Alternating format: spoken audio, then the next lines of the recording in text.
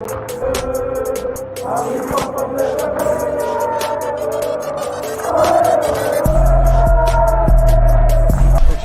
out to Kop-Ish. Shout out to Kopish, guys. Keep all the good work the up. two legends, Emil Heskey, Howard Gill.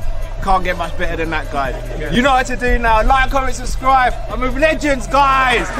Kopish.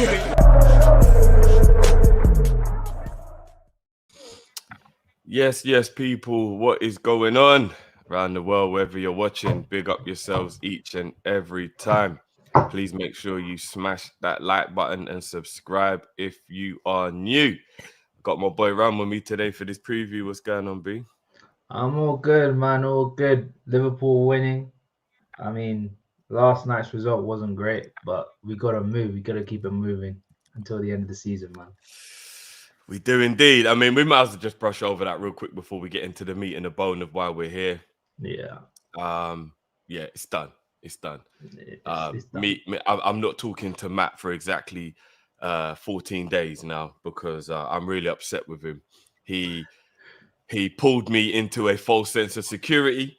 He lulled me back in. I told him to leave me alone. I said, brother, just leave me where I am. I'm content. I'm ready. I'm all right. I'm all right. And he dragged me back in, Ram. And he was like, nah, bruv, believe, we could do this. Bro, you should have spoke to me because on the terrace, I was the only person that was saying we ain't getting top four. We left it too late. I still believe we'll get 71 points, but we won't get top four. I said we can win every game, but we won't get top four. It's not in our hands. And I know the like teams like Newcastle and United, they can drag it. They'll make it tight, but they won't do anything. It won't make anything happen. It will just be 73, 72, 71. That's how I said it would finish. It is what it is. Yeah. I'm telling you. Yeah. No, Mark, you're right. Shame on me. I listened. Shame on me. You know what I mean? Shame on. I have to ask you, yeah. I said this about a week ago. If we get top four at either Newcastle or Manchester United, let us get into the top four. I said it will be the biggest bottle job in the history of the Premier League.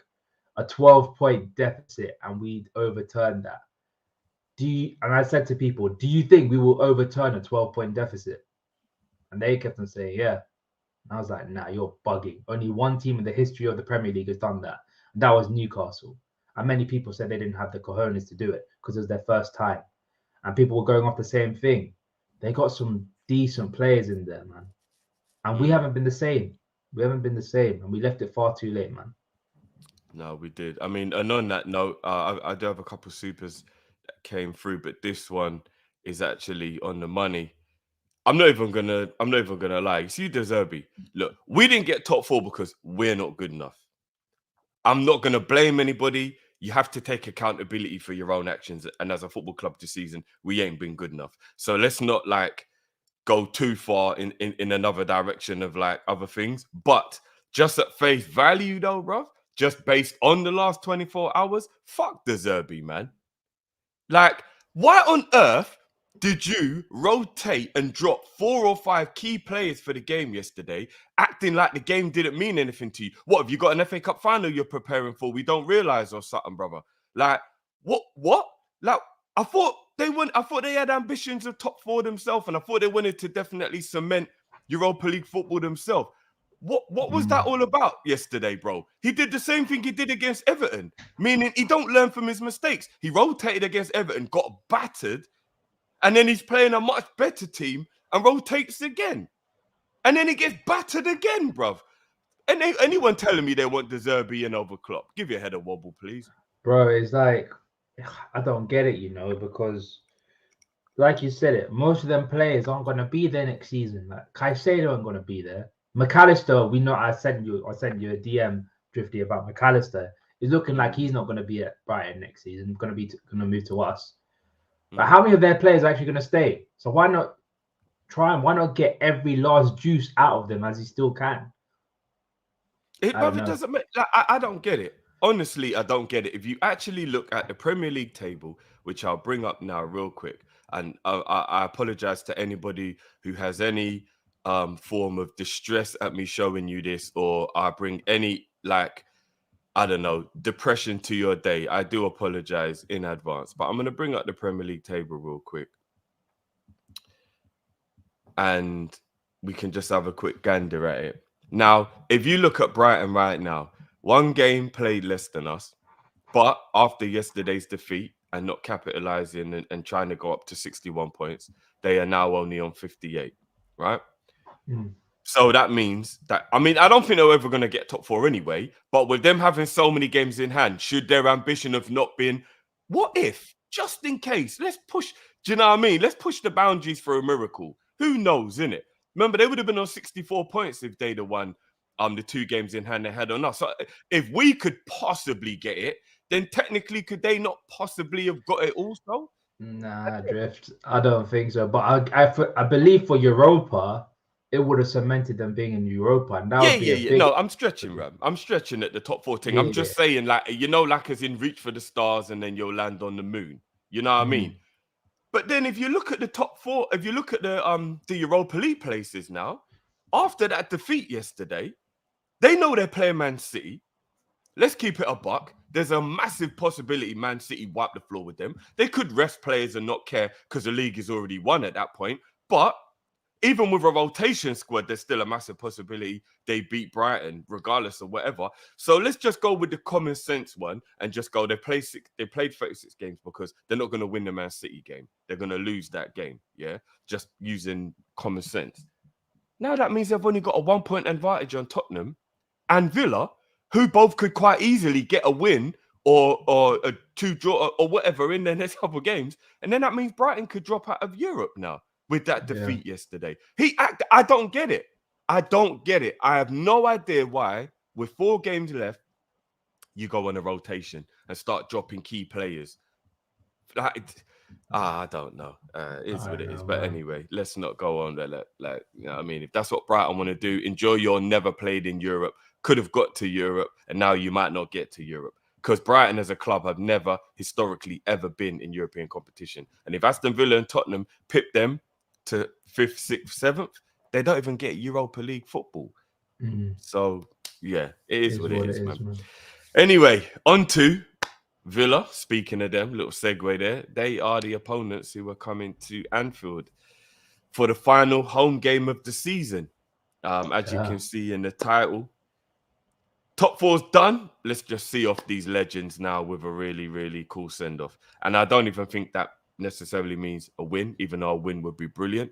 Top 4's over now. Therefore, now it's just about trying to get, you know, good feeling going into next season and giving these guys a really good feel as they leave, man. How are you feeling about Bobby, Milner, Ox, Naby, possibly a few others leaving?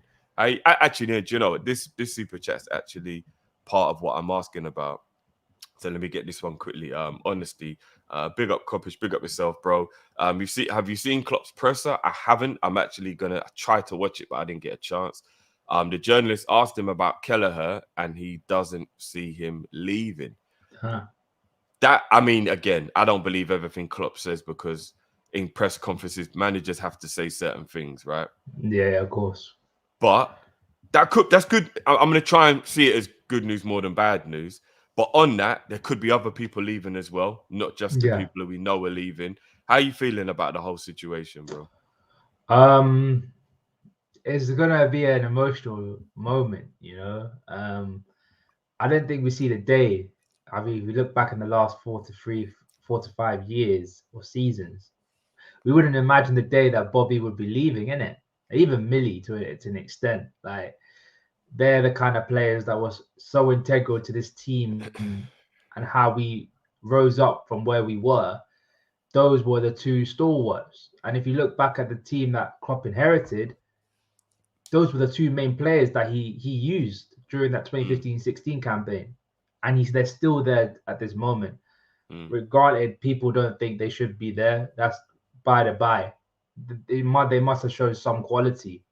And Bobby has shown it on the pitch time and time again. This season, if it wasn't for injuries, I think people would have a lot more respect on Bobby. Because the guy's been Mr. Clutch for us this season. Newcastle at home, Brighton at home. Imagine if we didn't get them 2 goals, we would have lost 3-1. at Anfield.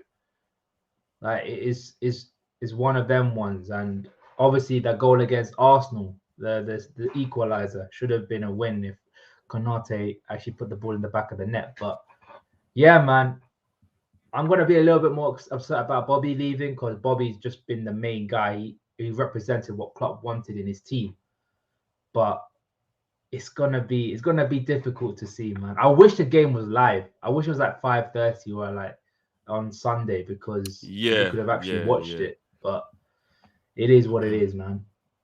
Yeah, I find it a little bit of a liberty when I think about certain scenarios, and I don't know if there are any games live tomorrow. I'm gonna be away for the weekend, so I haven't actually done any research. Are there any games that are live tomorrow? I think Tottenham are playing tomorrow. Is the Tottenham At game live? 12:30. Yeah, they're playing at 12:30, if I'm not mistaken. I can't remember. Yes, they're playing Brentford. Tottenham. Yeah, you're right. And then all the other games tomorrow Forest at are Arsenal. 3:00 games. Except Forest and Arsenal, which is 5:30. Yes. You're right. Yeah, I'm just looking at it now. Yeah, then the other games are on Sunday. One game on Monday, Newcastle versus Leicester. Yeah, I'm looking at the fixtures, right? And I'm like, Tottenham Hotspur Brentford is pretty much a dead rubber, isn't it? So why? I was just about to say that, bro. Please, anybody in the TV scheduling at Sky, explain to me how a horseshit, pointless, means nothing piece of shit football match like Tottenham versus Brentford is going to be a live televised for what? For what? Yeah. The majority of the time, you put a game on TV, let's be honest, for neutrals as well as the people watching the game. Because as football fans, we see a game and go, oh, that one could be interesting. And you know what I mean? That Nottingham Forest versus Arsenal game, we ain't got no dog in that fight. I am overly intrigued as to how that game will go. Yeah. But I mean, I know it's a relegation game. Yeah. But like, generally speaking, though, everybody has an interest in that game based on the scenario, right?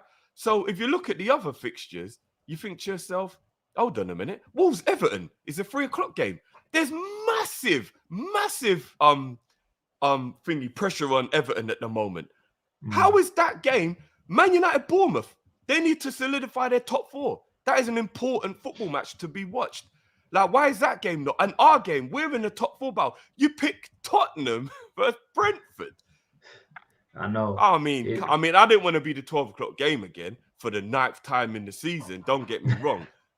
But yeah, I mean, come on. What kind of foolishness, man? I don't get it. I really don't get it. But anyway. It makes no sense in my opinion. You know, I get it. It's a London derby, but it's not even a bitter London derby like Chelsea or Tottenham or Arsenal and Tottenham. It's like it's Brentford and Tottenham. They haven't got much of a rivalry, and this was bound to happen. Everyone knew about Bobby and Milner leaving this season, and those are 2 Liverpool legends. You have to put it in perspective. Bobby Firmino is a Liverpool legend, and look, I don't want to do this whole it's Liverpool. The whole thing should be around Liverpool, but surely if a legend is leaving their club, there should be like a live situation where everyone can watch it and see like it's a momentous occasion to see them leave. Yeah. And I mean, that's where it always comes down to favoritism as well, because maybe we're asking for a bit much, but at the same time, you know, for a damn fact, if Cristiano Ronaldo or a player like that was leaving the club, they'd make sure that game was televised. Don't forget, Drifty, this ain't the first time. Do you remember? And funny enough, it was on this day. Carragher's send-off wasn't live on TV in the UK. I mean, and I mean, I don't really know how much more of a Liverpool legend you can get than Jamie Carragher. And there was no title race because United won it that season by a counter against Villa. I think there might have been a relegation battle and maybe I don't think there was a top 4. There's many Tottenham and Arsenal that were playing for top 4. So you couldn't have put it on the TV when you had like numerous Sky Sports channels. Come on, man. It's ridiculous. Yeah. I don't know, man. I don't know. It's madness. But again, we know this already, innit? So it is what it is. But moving into this game, I mean, we're going to have a conversation about this during the summer because I think it's very appropriate. Where do they rank in their legacy at Liverpool? We know they're legends. Bobby Firmino and James Milner. Absolute legends. That is a fact. Nobody is going to argue that who's a Liverpool fan. But we're going to have just a fun conversation about like where you would rank them and how high up and how much you love their achievements and stuff, because players of that level need dedicated shows to it. Yeah, I just want to add, people have been going on for the last couple of years. Pep Guardiola has been doing the false nine thing in the Premier League. The Premier League's now adopted a false nine because of Pep Guardiola. That's not true, because Pep Guardiola always used Aguero, who was normally seen as an out-and-out striker. Klopp was the guy that put the false nine thing in the Premier League. Klopp was the guy that started it. Yeah, Guardiola started the whole trend back in 2010s with Barcelona, obviously Messi playing as that false nine. But it didn't come to the Premier League until Klopp started playing Firmino in that false nine against City when we won 4-1. So let's get our facts straight with that, because I've been hearing a lot of stuff about that, and that's not technically true. Yeah, and one of the things that I don't think Klopp was ever really given credit for as well when it comes to Bobby is, we've all got to be honest. We watched that first 12 months, maybe even 24 months, but mainly that first 12 months of Bobby's Liverpool career. And we were all scratching our head. Where do we play this guy to actually get the best out of him? What is his position and how can he play a role in the way we play? Everybody would arguably put their hand up and go, he's a number 10. If like, you really wanted to just break it all down, what is Bobby Firmino? You would have, especially back then in 2015, 2016, you would have been like, he's a number 10. We've never played number 10 really. And I don't know how much we ever will play number 10. It's quite an old-fashioned position. You don't really see them too tough anymore anyway. Even players like Odegaard and De Bruyne, who are traditionally number 10s, now play the 8 role and adapt in a different, there's not many teams who actually play a number 10. And you just got to give maximum credit to Klopp for the fact that he saw something in Bobby that he could utilize in that false 9 role. And he molded him into that position. I mean, I don't really think Klopp's ever been given his flowers for doing that. We just were like, oh, it's wicked. And we just acted like it was anything. But really, it was a stroke of genius, what he did with Firmino. Do you know what I mean? So I think Klopp needs to get his flowers on that one as well, man. Yeah, absolutely, man. I think people have become so attuned to the idea that Klopp is like a man manager. He's a big fella that's not really tactically a genius because he don't look it. But he's the guy that got the best out of certain players. And that was due to his tactical nous. And I think people don't really respect him like that, in my opinion. And it's disappointing. Yeah, because he has made mistakes. He has made mistakes. Of course he's made mistakes. But every manager makes mistakes. But it just seems that a lot of people always want to take credit away from Klopp. Because he does have a lot more emotion and a lot more passion than other managers, and he expresses his passion more than other managers. People are like, oh yeah, he's just like a feel-good manager. No, he's not. We go back to when Buvac left, and a lot of us really raised an eyebrow at what the hell is going on here. But they fell out because Klopp had a way he wanted to play that Buvac didn't agree with. Klopp is obviously the one who should win that fight because he is the manager. And then look what we went on to do because of it. He was the one who realized what he had with Robertson and Trent in the squad and utilized it and created a system that allowed the fullbacks to be so brilliant and flourish. Is that not tactics? What is that then? If that's not strategy and tactics, and we went on and won everything playing that way. But again, let's not go. We could talk about that another time. But yeah, Klopp's been getting some huge disrespect in that regard as well. But Bobby leaving, man. I don't know which one's gonna hurt me more, if I'm being completely honest with you, out of Bobby and Milner. I really don't. I love both of them. I think you could arguably say Bobby's had the better moments over his career that are memorable, but Milner has been integral with his versatility to fill in gaps and holes in the squad that nobody else could or would have been able to the way he did. And the consistency level for Milner. I think that's one thing. Even though Bobby's an absolute legend, we still had long periods of time during his Liverpool career where he's gone on really bad runs or fallen out of form. And a lot of people have been annoyed with him or doubted him, myself included.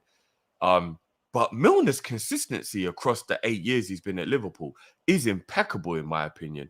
I don't remember a time where you could say for more than one game, Milner's had a bad game. Like, he normally rectifies it the following game. Maybe not necessarily giving you 9s and 10s.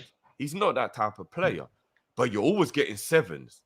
Do you know what I mean? Like, Yeah. And if people are going to look at, like, maybe say the last year or so when he's like 36, 37 years old, I think that's a bit disingenuous. Let's talk about when he was at Liverpool, in his prime, in his good years. When did Milner ever have 2 bad games in a row? I genuinely don't think it happened. Can I tell you something? I think this is one standout about Milner, and people don't really talk about it, is Milner in 2017-18, when we were on our madness, when we were scoring goals left, right, and centre. He had the most assists in the Champions League that season. But no one wanted to talk about it for some reason. It was very weird.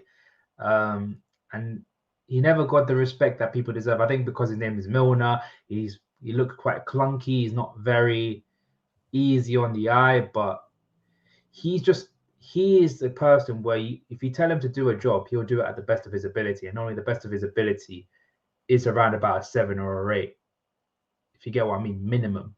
You get me? So I think a lot of respect needs to be given to Milner. I think quite a lot of people have disrespected him in the last couple of years, but I think that's mainly down to the fact that we haven't invested enough, and we have to over-rely on him, even though he's about 36, 37, even though he's at the prime, still at his peak physical fitness.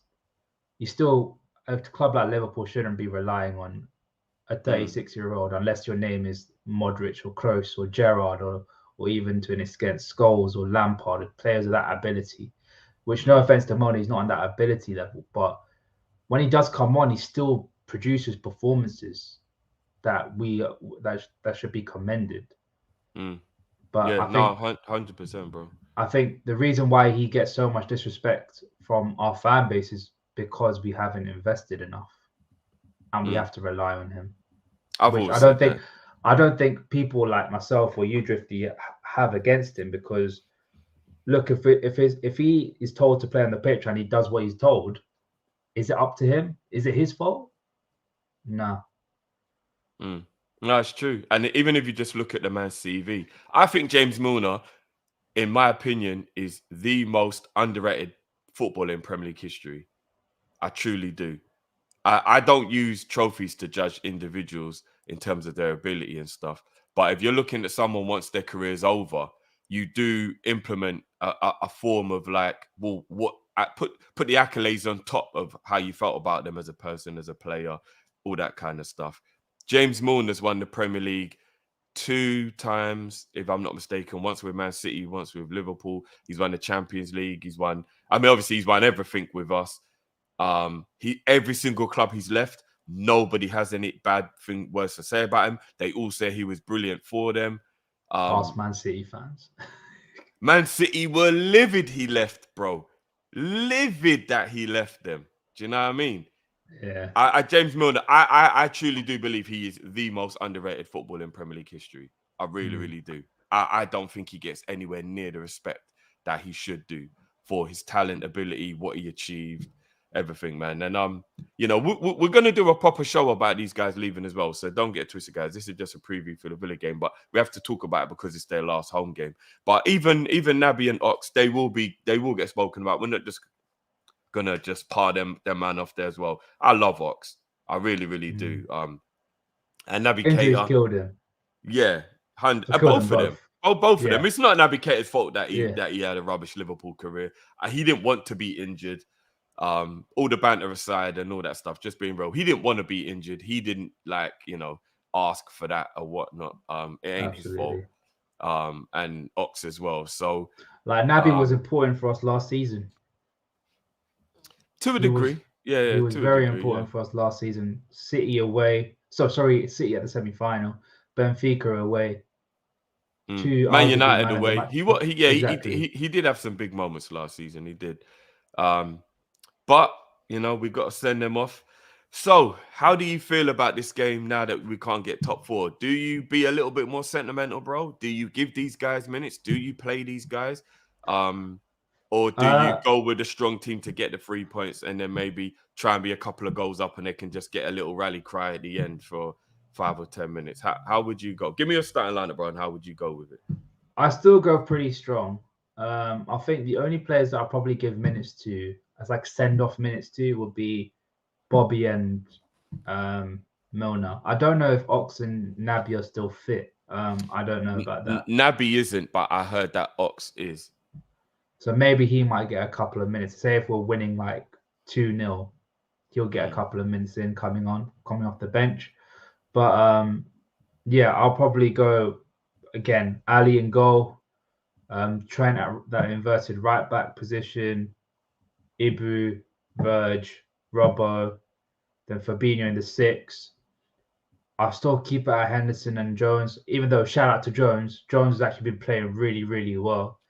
I'm surprised he got onto the train of getting him out of the club, Drifty. I'm a bit disappointed in you, but for one game, I'm disappointed in myself, Ram. If I'd have just held on for one more game. But I apologize. I'm not gonna lie, yeah. I was I wouldn't say I was sitting on the fence, but I was more or less being the patient one. I told him this is the last season where you got to show something, otherwise you got to leave the club. I was like saying, bro, whenever you get the chance, you got to do something. If you're not playing a good game, then I'm sorry, you're not good enough. And thankfully, I was still on that boat till that Arsenal game. I'm like, okay, bro, take it up, continue that form, and he has. And I'm quite glad I didn't get on the train of telling him. Yeah. I mean, I've took abuse for defending Jones. What are you talking about, Jeff?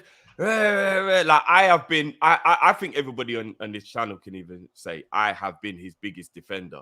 Like I've tried to ride out for Jones, and then it just got to the point. I was like, Jones, man, I'm just embarrassing myself, like defending you now, man. Like, what's going on, bro? And the one game when I gave up, and then the following game, but I'm over the moon. I'm over the moon. Yeah, and I was that guy because I've said it numerous times on so many platforms. This is the season he's got to show something. I never said get him out. I'm saying you got to show something, bro. And thankfully, I didn't say get him out because I would have looked a proper fool then. But it is what it is. And up front, yeah, I'm going to keep it a stack. I'm going to keep it the same. I'm going to keep it Luis Diaz, Cody Gakpo, and Mo Salah. The best front three that we have in the season so far. They are unstoppable at the moment. I don't know if Nunes has got an injury. He's still got his toe injury. He wouldn't be able to play anyway. Yeah, and I don't know if Lewis is still fit. If Lewis is fit, then I'll play them both. But yeah, would you? Sorry. Diaz, you if he's fit, you would play him. Did you say? Yeah. Okay. I don't really like the way Diaz looked in the last game. He looked really leggy. I think we should just give him time now and just let pre-season kick in. Do you not think he looked really leggy against Leicester? I thought he was more rattled than leggy. I think after that challenge where he tried to get the foul against Maddison, I thought he got rattled after that, and he's a bit annoyed. Yeah, maybe you might be right. He didn't look right either way. Yeah, and I'm thinking like he has been kind of rushed back in terms of like we thought we're just going to get a little 10-minute cameo from him every game until the end of the season, and then within 2 games he was starting and we're like, hold on a minute, Klopp, bloody you bringing him back already. Maybe we should just ease off now a bit and just let him get ready, man. Do you know what I mean? And they know better than we do, but like kind of just give him a pre-season and get him ready for next year, man. Like a little 60-minute cameo and then take him off for like a Bobby or something like that. You get what I mean? Nothing too serious, you know? I hear that. He did play brilliantly the game before. I just thought maybe in the Leicester game he just looked a little leggy, maybe you're right, maybe it was rattled, he was trying too hard. He does have that kind of attitude, innit? Like maybe his game can his overall game could take a hit if he's feeling too much like he's got to impress or he's trying to do too much. So you're right, maybe that was what was happening, maybe. But yeah, all right. I hear you. I would probably go Ali. by the way, before I forget, I think that Joe Gomez is going to make Curtis Jones level comeback next season. I'm not going to give up on Joey, you know. I'm not going to give up on Joey, you know. I'm not going to give up. He just had a bad season, and even though he's the reason we got knocked out of the Champions League, and it really made me angry at him. Yeah, but we'll have a conversation about that another time. I was even thinking about the inverted situation, and if he can get his shit together, I actually think Joey's got the pace to be able to play on that right side of the three centre backs and not get caught out. Oh, Remember, okay. we keep looking at Gomez because he's had a bad season, but I think it's really unfair, and even I got dragged into it, that the guy's been at the club for what, 7 or 8 years, and this year is going to be the only year we talk about. Anyway, we'll talk about. I'm not giving up on Joey. I would go Virgil, Ibu, Trent, Tsimikas. I think Tsimikas deserves a game, not because Robertson's done anything wrong. I'd play Robertson for the last game of the season away. I think. Will you sell Tsimikas? No. Oh, I would. Would you? No. Only if we got a brilliant left-sided centre back. Oh, I would sell him for a left back. I would sell him. No. So what I do, I'll sell Tsimikas and bring in Borna Sosa from Stuttgart. If you want to do the inverted thing on the left-hand side, he's the perfect guy to do it. Okay. That's how I see it. Oh, so you're not getting rid of him based on his ability. You just think there'd be someone who best suited to the new tactics that we and have. Younger. Okay. Yeah. Fair enough. Yeah, and then in midfield, I would go. Oh, this is a tough one. Is it? Yeah, Jones starts 100%. Okay, yeah. You're thinking about Elliot, aren't you? No, I'm actually thinking about Millie. Millie? I'm actually thinking about whether it would be nice to give Millie a start and then a round of applause as he substituted at whatever part during the game. And Ram, that's because A, I don't think he's bad enough to be a liability anyway. And B, I think he's kind of right now. Top 4 can't happen. Like, honestly, like, I think sometimes people have to like consider things like that. And I think somebody like him, I mean, and people aren't happy with Henderson, right? I think Henderson played really well against Leicester, but generally speaking, people are happy with Henderson. They say he's not been good, etc., etc. Milner's been better than Henderson this season. So if Henderson can start, why can't Milner? Do you know what? In this system that we're operating, I feel as though take away their ages, right, and the style of play. Millie's best suited to that than Henderson is, in my opinion. If Henderson can start, Milner can start. I see where you're coming from. But I don't really. I'd rather him come on than like. I hear that. The pitch, but I hear that. But I would give. So yeah, I would go. I'd go Flacco, Jones, and Milner. I would, and then Milner could be substituted in like the 55th, 60th minute and get the applause that he deserves, and you know, have that last bit, like that last start for Liverpool that I think his Liverpool career deserves. And then I agree. I agree with you on the front three. I'd go with the same front three as you. And then hopefully Bobby is fit enough to give maybe 10 minutes so he can come on at the end of the game. Would you want to see Gakpo on that left-hand side at some point this game? Because seeing as though have would you like to see Gakpo on that left-hand side? Just to see what it's like. Yeah. Maybe play a team that's not as good if you're gonna play him there for the first time. Villa are a good team, remember? Yeah, that's true. And they are still fighting for something. Not for this one. Maybe in pre-season. I think Gakpo playing left wing. Maybe pre-season. See how if it is a position that he can play. See how things are going. It's going to be very interesting what we're going to do with Nunes next season. I think Nunes probably will go more central. Therefore, what will we do with the whole thing? I know it's good to have options, but it's going to be very interesting what we do. in that regard. But yeah, that's what I would do anyway. So obviously, people watching later in the comments, let us know. People right now, let us know. I know a lot of people think I'm crazy with the Milner thing, but I just believe that if Henderson can start, Milner can start. I truly believe that. And Henderson starts majority of games. Henderson started, and you lot know that I will ride out for Henderson. So I'm not being shady about it, but Milner has been better than Henderson for large portions of this season. Henderson had a good game against Leicester. Why can't Milner have a good game against Villa? I think there should be a conversation about Henderson. I think you guys, Callum, yourself, and Matt should have a conversation about Henderson. Yeah, I'm sick of talking about it, Ram. I'm just saying, because some of the stuff I see this season, I'm like, bro, you are doing a madness. And it's not the good madness. But here's the mad thing as well, though, Ram. Like I was saying to the boys before we wrap up, I believe the system change is like a breath of fresh air to a lot of these players. There's a good saying in football: a change of system or tactics is as good as a rest, because it rejuvenates you mentally.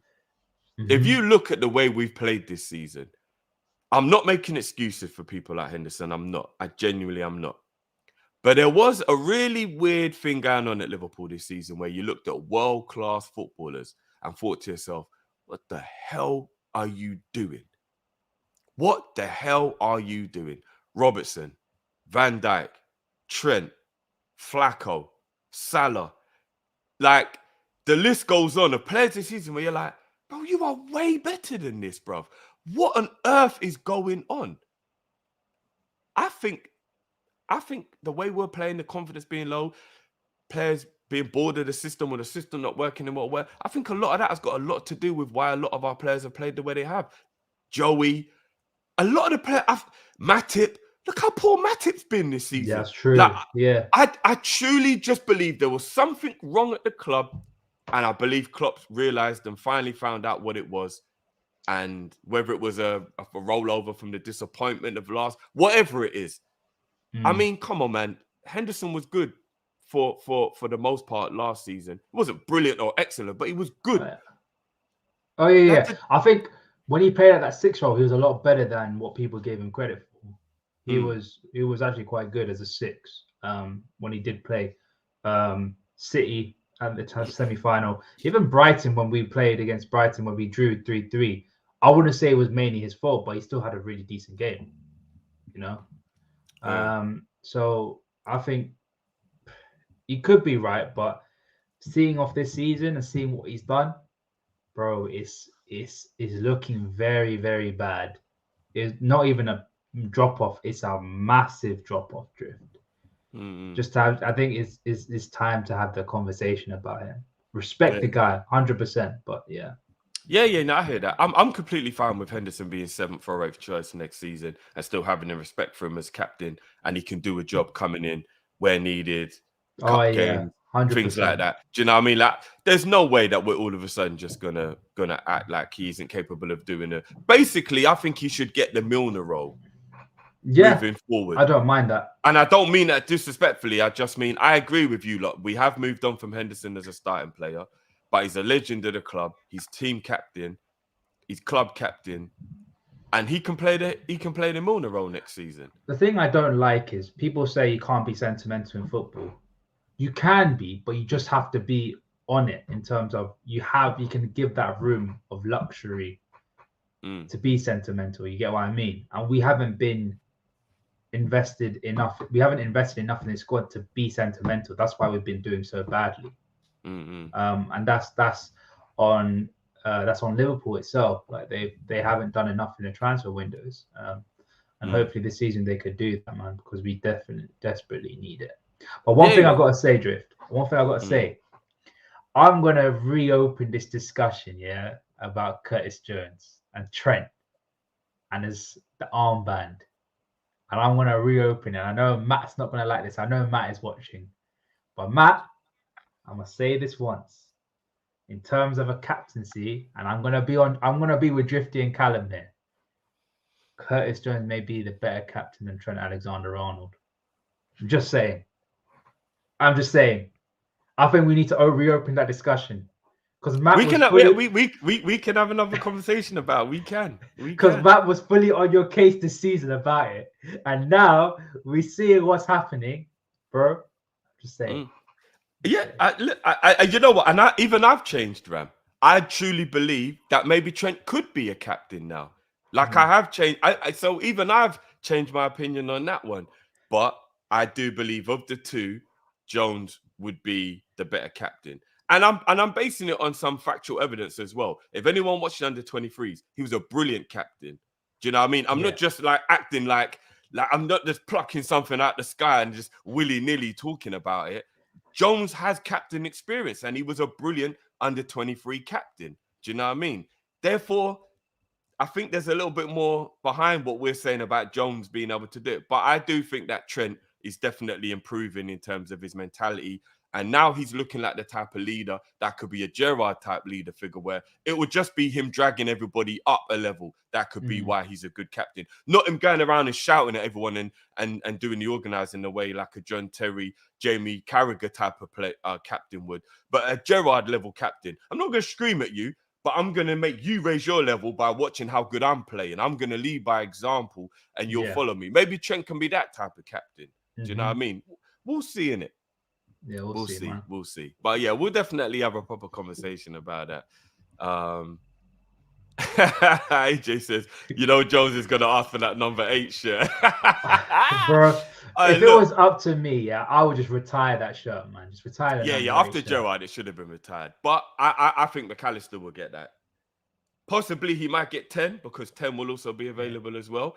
But if McAllister comes to Liverpool, I think there's a possibility he could be given the 8 shirt. Who knows? I don't know what's going to go on. But we do have quite a lot of good shirt numbers that are actually going to be free and available. 7, 8, 10.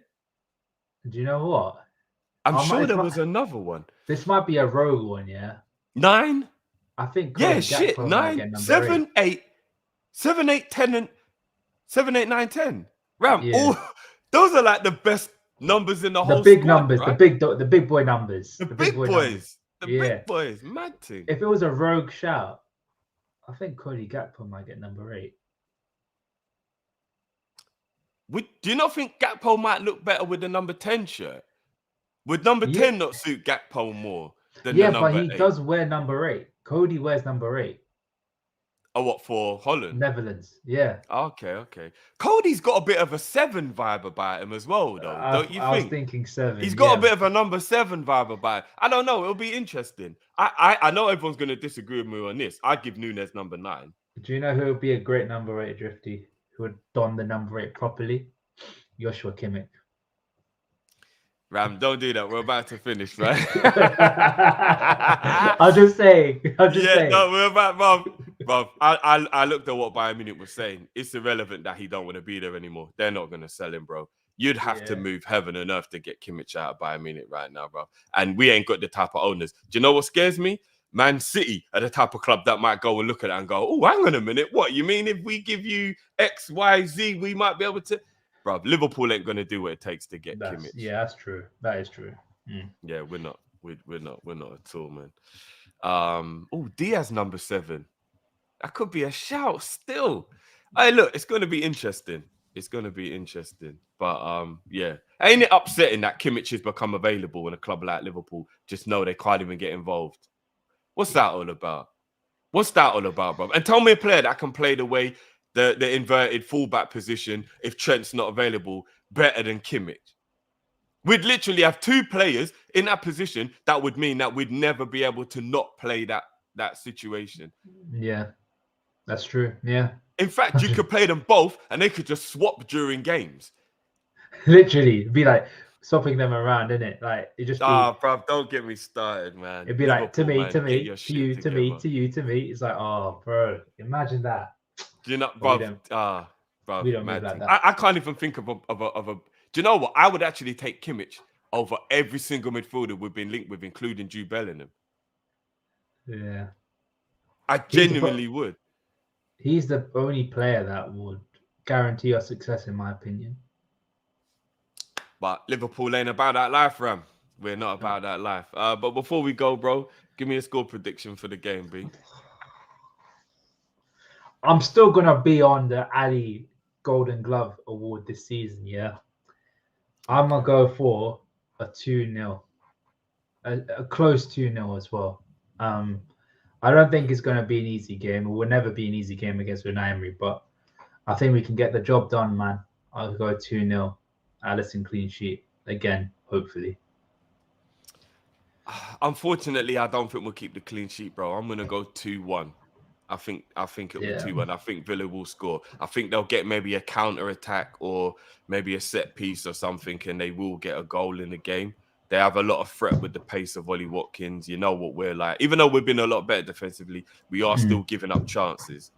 Yeah, so I'll go 2-1. I'll go 2-1. But either way, I hope we're both right because I do want to win the game, and I do want there to be a good factor, a good feel at the end of the game after a win to help with the send off and showing the love to the legends.